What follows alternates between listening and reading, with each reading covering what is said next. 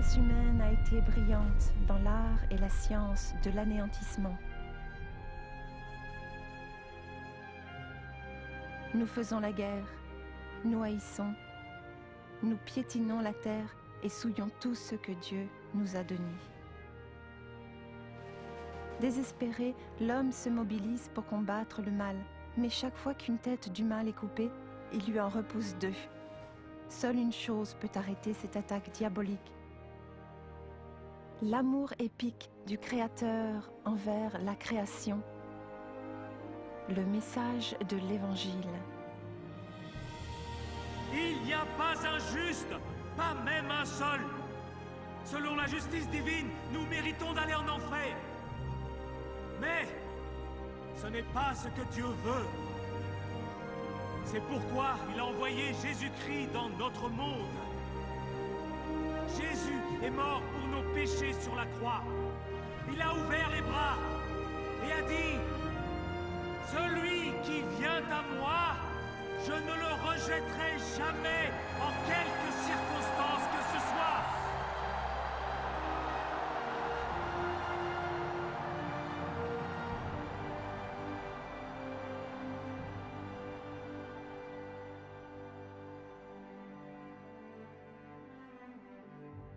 L'un des principaux évangélistes de notre temps nous fait entendre son cri passionné en faveur du cœur d'hommes et de femmes.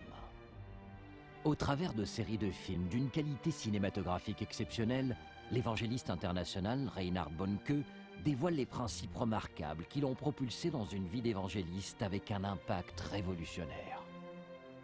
Des savanes de l'Afrique jusqu'aux extrémités du monde, une collection de récits, d'enseignements et une symphonie de la création qui crient tous en chœur. Libérez les captifs et conduisez les prodigues chez eux.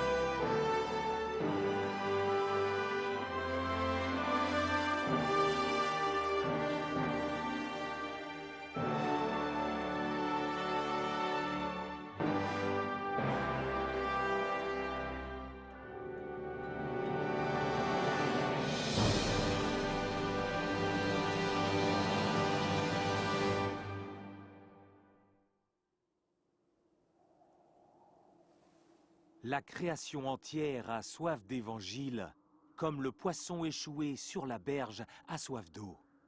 Les besoins du monde sont si vastes et ils sont évidents pour tous, mais il faudrait un livre pour les décrire. Si une chose peut alléger la souffrance du monde, c'est l'évangile qui vient en tête de liste. Dieu nous a tous créés et il nous aime. Son intention n'était pas de nous envoyer en enfer. Il est allé jusqu'à l'extrême pour nous éviter d'avoir ce sort. Il a donné son propre Fils pour qu'il meure pour nous à Golgotha. La Bible dit très clairement que l'enfer n'est pas fait pour les hommes, mais pour le diable et ses anges à lui. Dieu aime ses enfants et il veut qu'ils partagent le ciel avec lui. Jésus n'est pas venu pour nous punir. Il a offert son dos à lui au supplice du fouet, pas les leurs.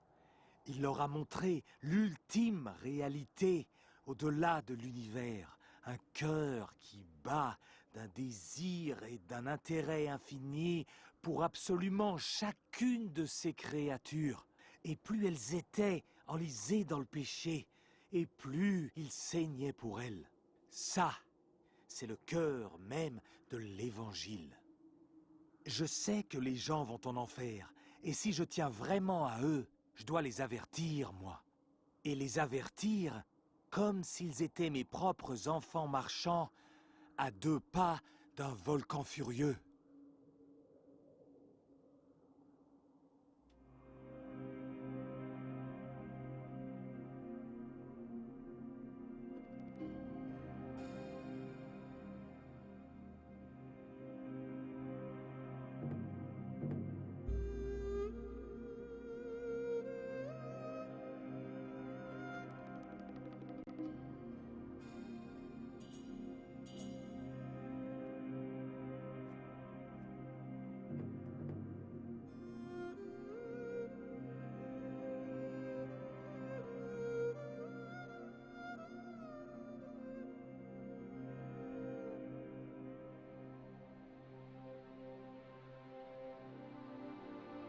Quand j'étais jeune homme, j'ai vécu une expérience qui a profondément changé ma vie d'homme et de pasteur.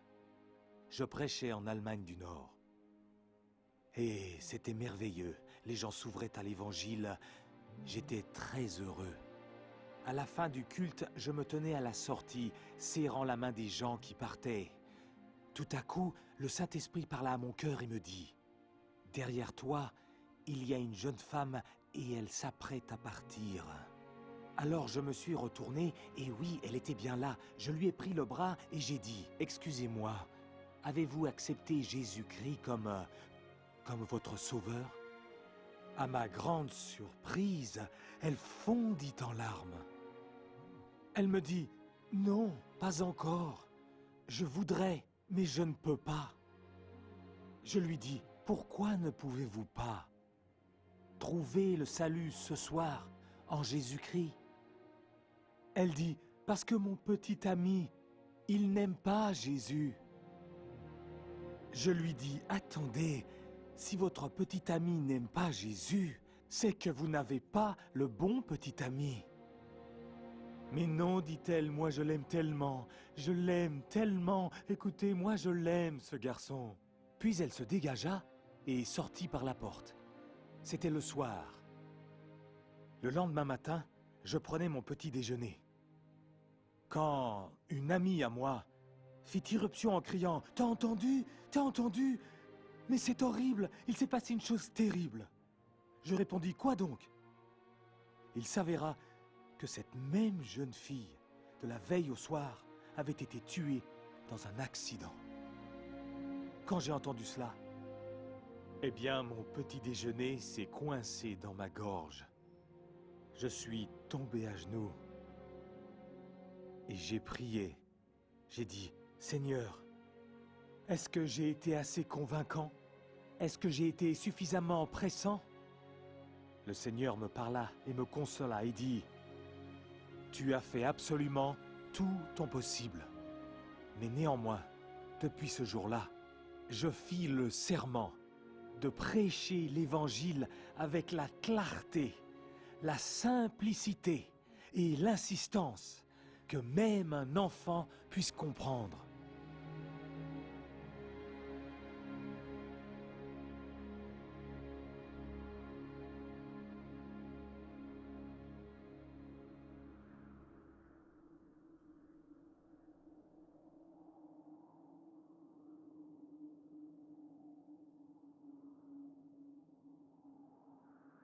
Si nous étions mesurés en fonction de notre amour, quelle taille ferait chacun de nous? Les yeux de Jésus s'emplissaient parfois de larmes quand il observait les gens. Nous pouvons voir Jésus sur la croix depuis la foule. Jésus, lui, veut que nous regardions la foule depuis la croix, pour la voir avec ses yeux.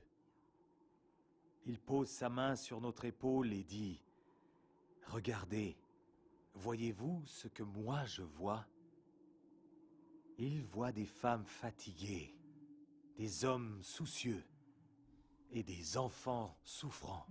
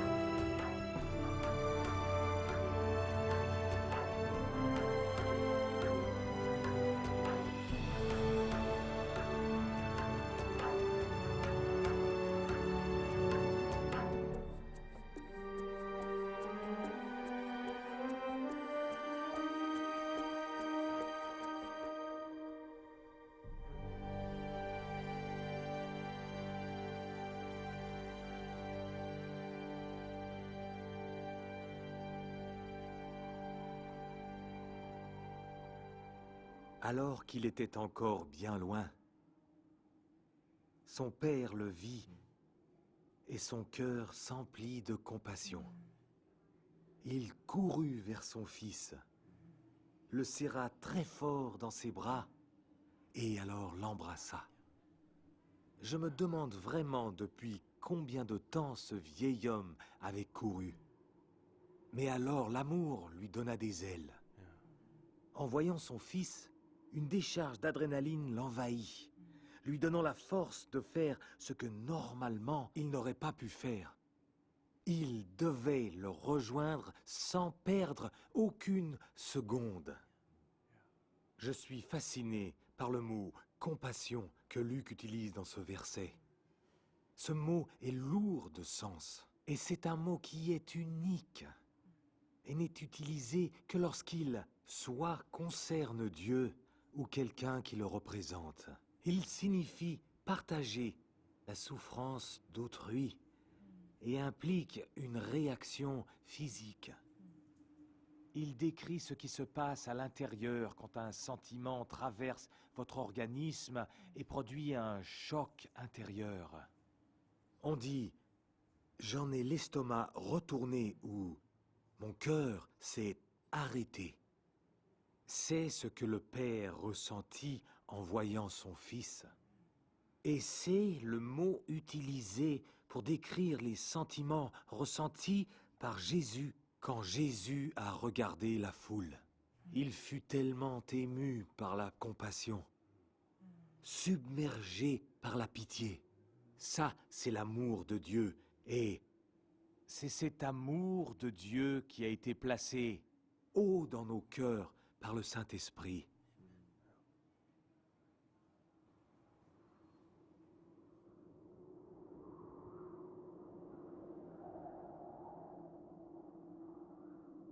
En étant au service de Jésus, vous rencontrerez toutes sortes de personnes. Certaines que vous aimerez, d'autres difficiles à aimer.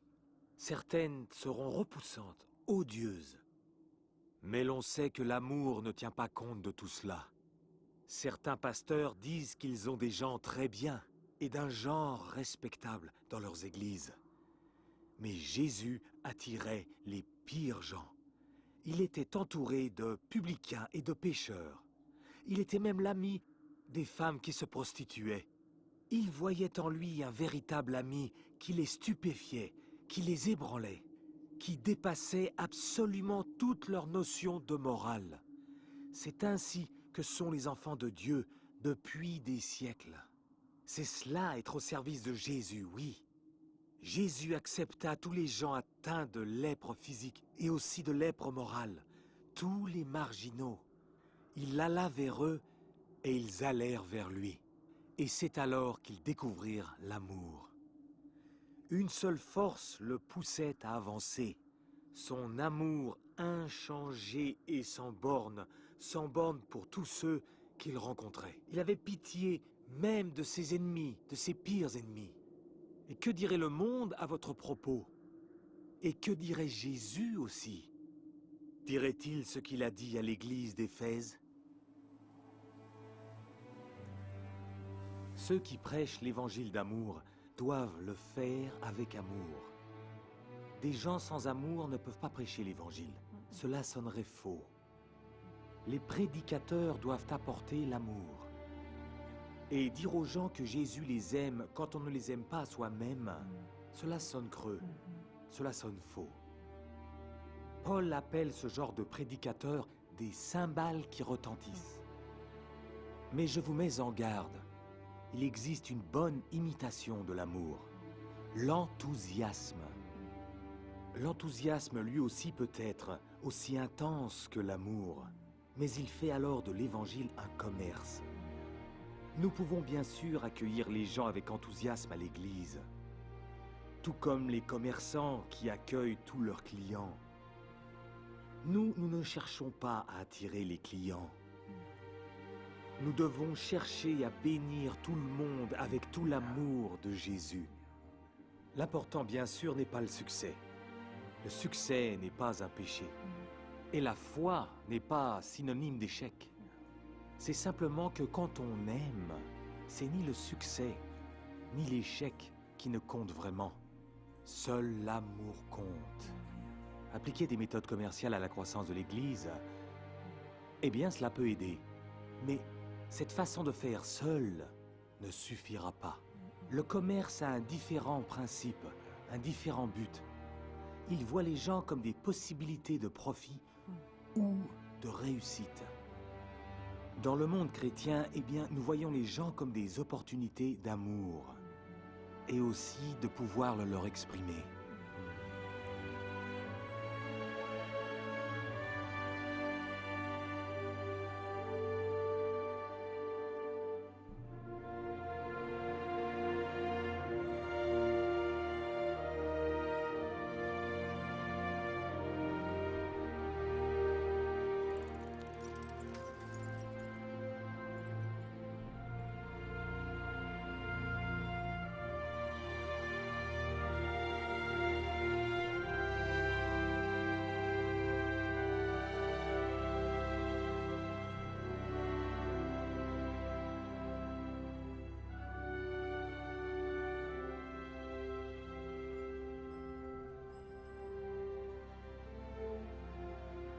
Alors, voilà où je veux en venir.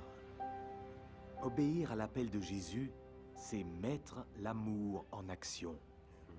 L'apôtre Jean utilise le test de l'amour pour savoir si nous sommes sauvés. Dans 1 Jean 3, on lit « Nous savons que nous sommes passés de la mort à la vie, car nous aimons nos frères. Celui qui n'aime pas son frère demeure dans la mort. » Être sauvé montre que vous avez été aimé. Maintenant, allez et aimez les autres. Vous avez reçu gratuitement, donné gratuitement. C'est l'évangélisation, comme Jésus l'a décrite.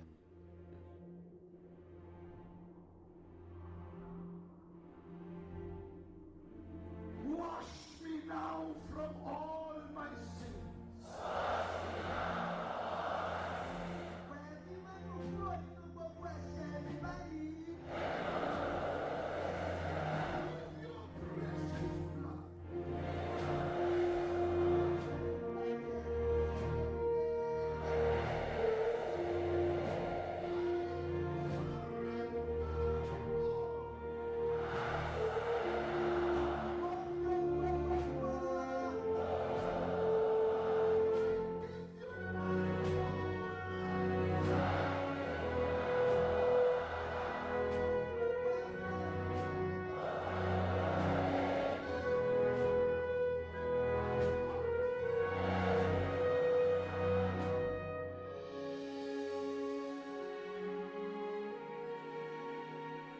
Nos bras aimants sont les seuls qu'il a sur cette terre. Nos mains deviennent ses mains, et notre voix, sa voix. Nous avons reçu le plus grand des privilèges, transmettre le message des messages.